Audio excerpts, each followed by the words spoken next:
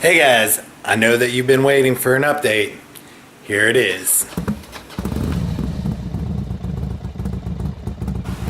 Okay guys, we got a lot to talk about. Here's the 72 satellite. Got her up on the rotisserie. I still have not put that connector bar in. I know some of you are gonna be like, oh my god, that thing's gonna fall on your head. Well, it hasn't yet, knock on wood, knock knock. But anyways, update. So we've got the floor pan out, and we've got these cross members that are rusted through. And if we just do this and tilt the car up, wonk, see that rotisserie doing its job, tilting up. Okay, and as you can see here, I've got a lot of rust where those torsion bars come in, so I am just going to cut this section out all the way around that torsion bar section and then fabricate a new one. Well, how am I going to do that? That's a good question. But what I have over here, if I can get to it, is some leftover steel from the engine mounts, that lovely Harbor Freight color. And I basically cut them in half, welded them together, and that is now going to be that piece. But it's curved, so what I'll have to do is basically notch some V's out of this and then bend it up and then weld those seams shut and cut out the section for that torsion bar holder, and then plug it in, glue it up with some hot glue, some hot metal glue, and hopefully that'll be good. Speaking of which, you may have noticed right over here, that's right, got myself a nice big tank of CO2 and argon mix, so now I can use that welder without the flux core, have some cleaner welds. I'll probably, honestly, still use the flux core for this stuff because I can get to both sides. I don't really care how it looks that much. I can always grind it down. Doesn't need to be super clean. I might play around with it a little bit just to see the differences. But mostly, let's go ahead and rotate her back down. What I am going to be using the MIG for with True MIG, metal inert gas, using that shielding gas, is cutting this big old boo-boo out of the back here. So I don't know if you can see, I got a little tape line here. That is where I'm going to cut that out. And if we look right down here, that's right, got myself another piece to put in there. So that will be hot glued right in there. And then we're on to some more steps. But before I get to this, what I'm going to do is minitub it. And if you're not sure what minitubbing is, that is making these wheel wells bigger. So I'll be cutting all the way up that seam, all the way around, cutting that bracket off right there, cutting all the way around down here, and then moving this piece right here over. Then filling in that gap with a piece of sheet metal. And what that will do is make this a good, if we look underneath, what is that? Maybe 3.5, 4 inches? 3.5, 4 inches wider, which is going to mean that much more meat to hit the ground.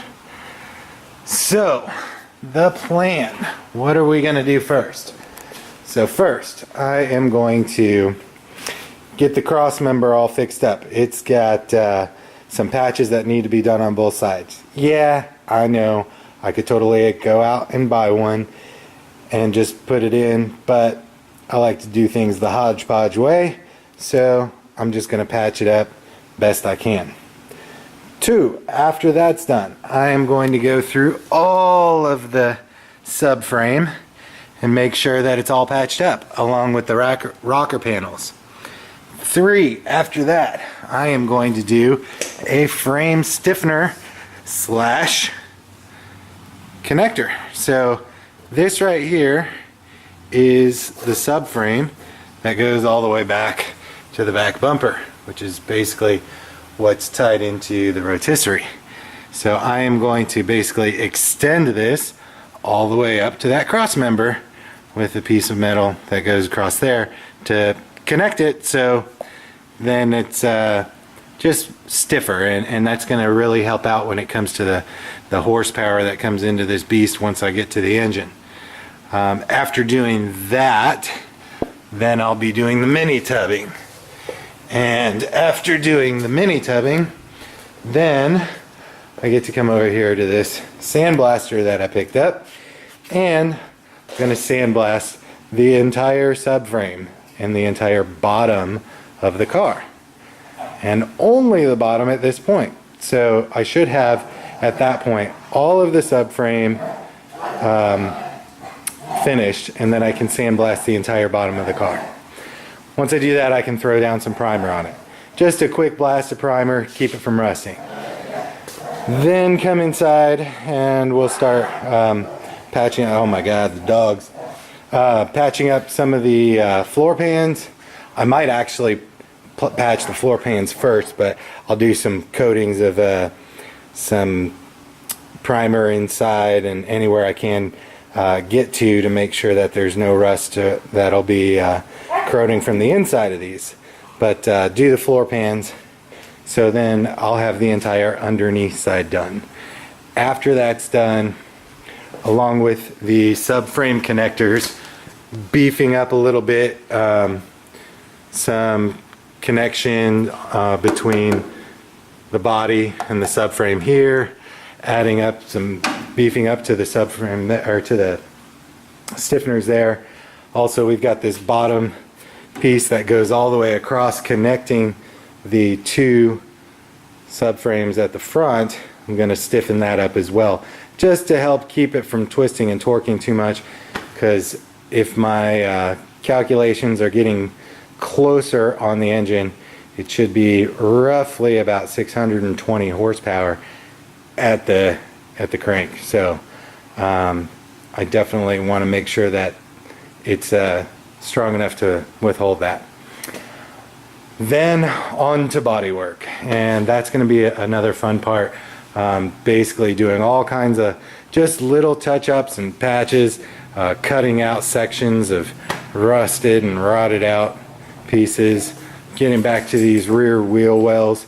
I'm going to cut this whole section out here. I might even flare it out just a tad more than usual, just to get that extra meat on the back.